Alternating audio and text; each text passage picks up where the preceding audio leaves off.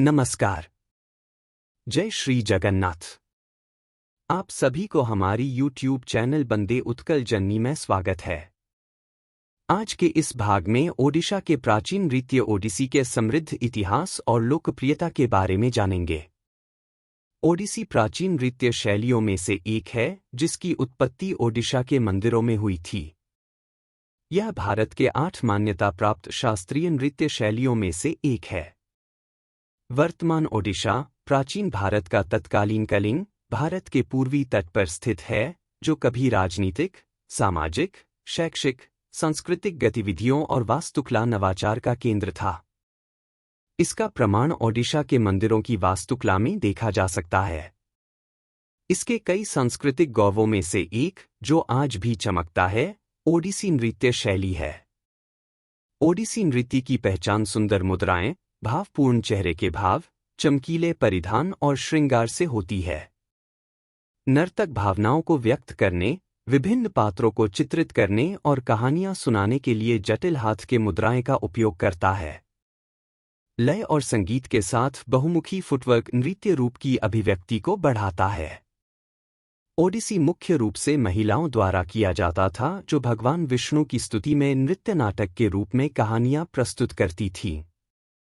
समय के कई उतार चढ़ावों के माध्यम से यह कला रूप मंदिरों से ईमानदार अनुयायियों, कलाकारों और शिक्षकों द्वारा संचालित नृत्य संस्थानों में स्थानांतरित हो गया, जिन्होंने अपनी भावी पीढ़ियों को इस कला को जीवित रखने के लिए प्रशिक्षित किया और अंत में विश्व मंच पर भारत की समृद्ध सांस्कृतिक विरासत के प्रतीक के रूप में ढाला।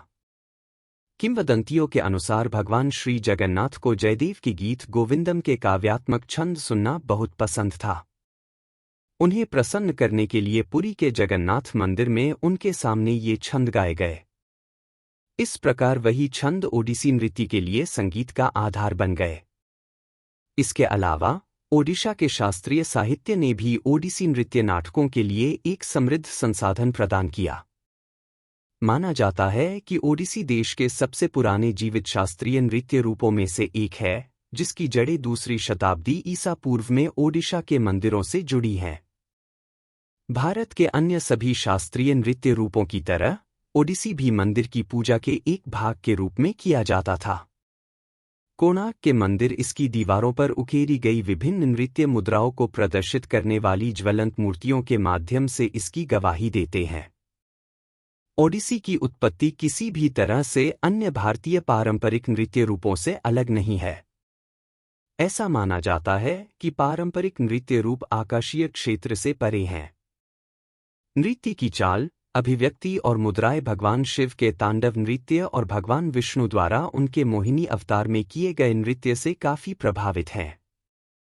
अन्य सभी भारतीय पारंपरिक नृत्यों की तरह ओडिसी का स्रोत भी भरत मुनि द्वारा रचित नाट्यशास्त्र पुस्तक से लिया गया है।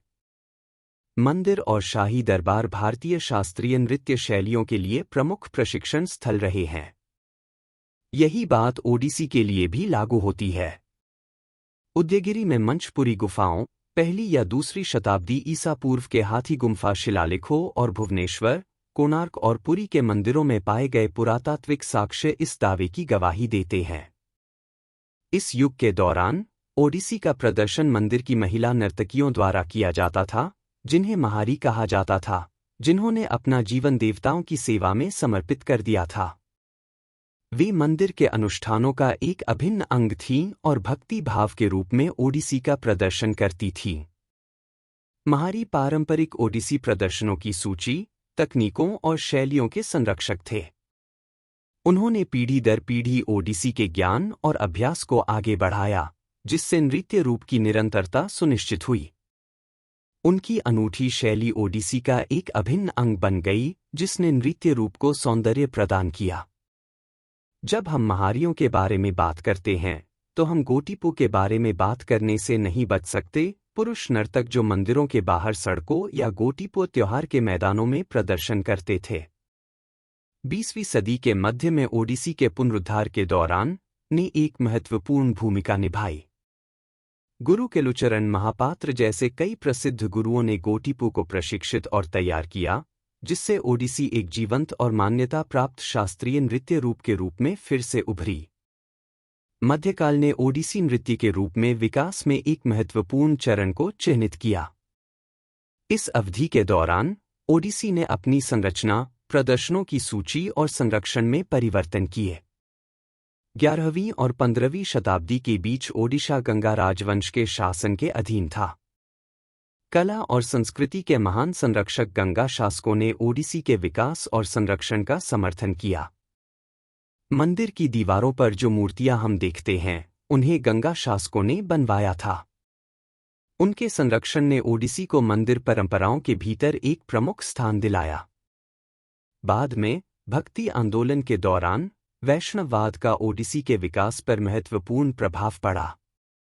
भगवान कृष्ण के प्रति प्रेम और भक्ति, विशेष रूप से राधा और कृष्ण की कहानियां, ओडिसी नृत्य में लोकप्रिय विषय बन गईं।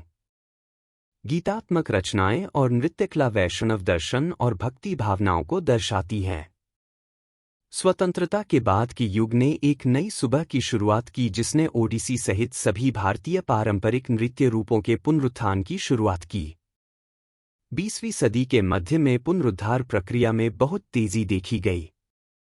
कविचंद्र कालीचरण पटनायक, गुरु पंकज चरण दास, गुरु केलुचरण महापात्र और गुरु देव प्रसाद दास जैसे अग्रणी समर्पित गुरुओं ने ओडिसी को फिर से सबसे आगे लाने में महत्वपूर्ण भूमिका निभाई।